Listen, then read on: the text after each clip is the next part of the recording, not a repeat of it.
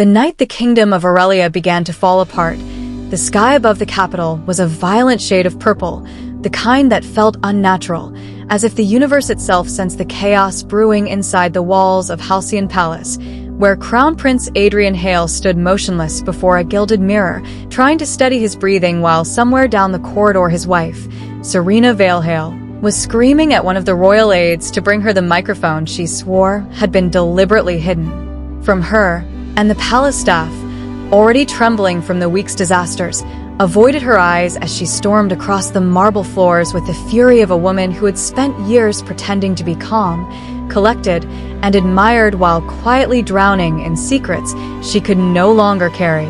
No one knew yet that within the next 24 hours, the most explosive footage in the monarchy's modern history would be leaked to the world, a video that would show Serena and Adrian in a vicious argument in the palace nursery, a moment that would shatter their carefully curated image of unity. And though the source of the leak would remain unknown, the consequences would be immediate, merciless, and irreversible, because nothing destroys a royal family faster than the illusion that it's most perfect couple hates each other behind closed doors. Even now, as the orchestra tuned for the annual luminary ball downstairs, Serena's voice echoed off the hallway like breaking glass as she yelled,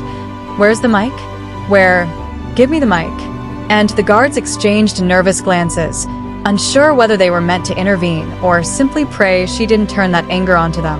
Adrian, still staring at his reflection, saw not the composed crown prince the world worshipped, but a man cornered by shadows, carrying secrets heavy enough to crush any marriage, secrets Serena had discovered only days earlier, secrets concerning money siphoned from the royal charities trust fund by someone Adrian had been protecting for years, his own brother, Prince Rowan, whose recklessness had spiraled out of control until Serena stumbled upon emails, burner messages, and coded bank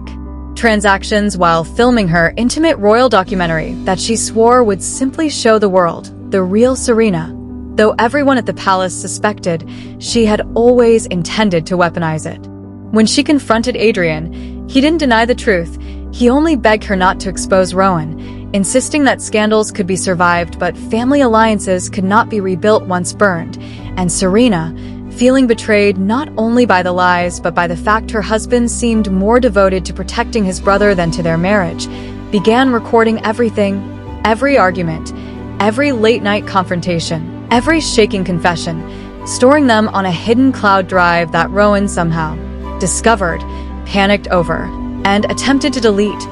not knowing Serena had already backed everything up onto another device that she carried in her handbag like a ticking bomb. Tonight that bomb was ready to detonate, because Serena had been invited to give a speech at the Luminary Ball for the first time, an honor traditionally reserved for the reigning monarch, Adrian's father King Calder, who suddenly announced he was feeling unwell, leaving Serena determined to seize the moment and expose the truth in front of the elite donors, the international press, and every royal loyalist who still believed she was the one corrupting the family rather than the one uncovering its rot. Serena's hand shook as she demanded the microphone, not only from rage, but because she knew, deep down, behind all the fury, all the ambition, all the venomous hurt,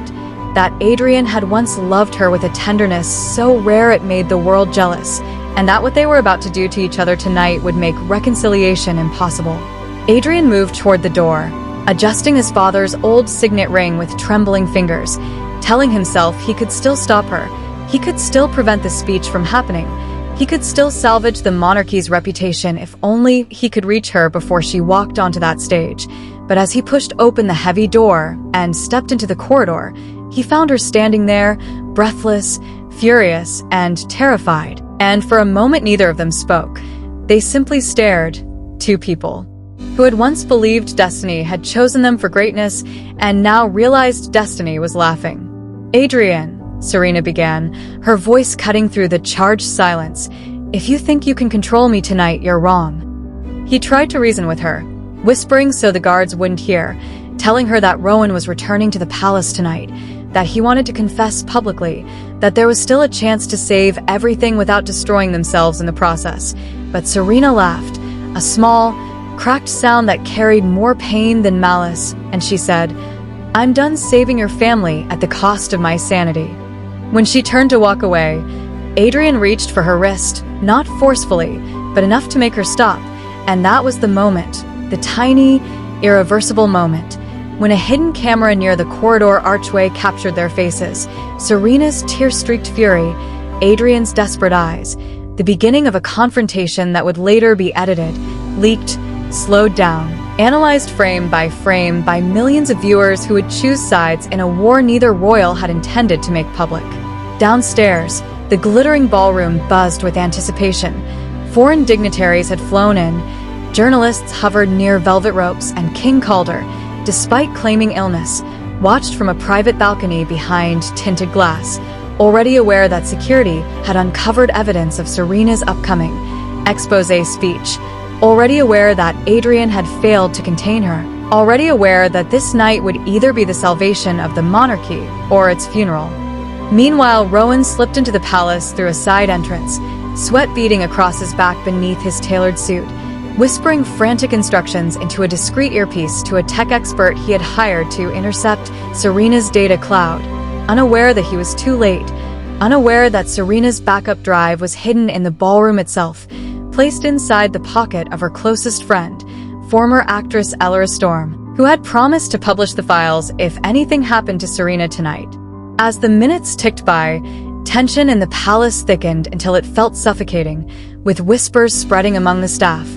Rumors that Serena had discovered an even darker secret than Rowan's financial crimes, something involving King Calder's private offshore accounts and a decades-old cover-up tied to the mysterious death of Queen Juliana, Adrian's mother, who had reportedly drowned in the Royal Lake 22 years ago despite being an Olympic-level swimmer, a detail long forgotten by the public but never forgotten by Serena, who had stumbled upon medical reports and witness statements hidden in Calder's personal safe. Serena had pieced together just enough to sense danger, but not enough to prove murder, and now she suspected the palace would silence her if she pushed too far,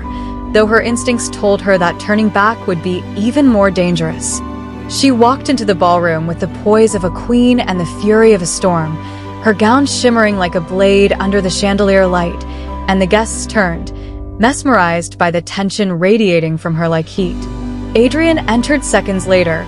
pale and breathless, trying to reach her before she climbed the stage, but Rowan intercepted him, gripping his arm with a panic so genuine it startled Adrian, and hissed, "Serena has no idea what Calder has planned. If she speaks, he'll ruin her.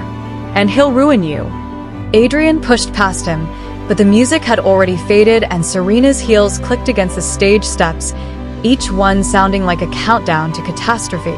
She stood before the microphone, her chest rising and falling in sharp breaths, and for a terrifying moment the room fell dead silent, as if every soul sensed the ground shifting beneath them. Adrian stepped forward, his voice breaking as he whispered her name, "Serena, please," but she did not look at him.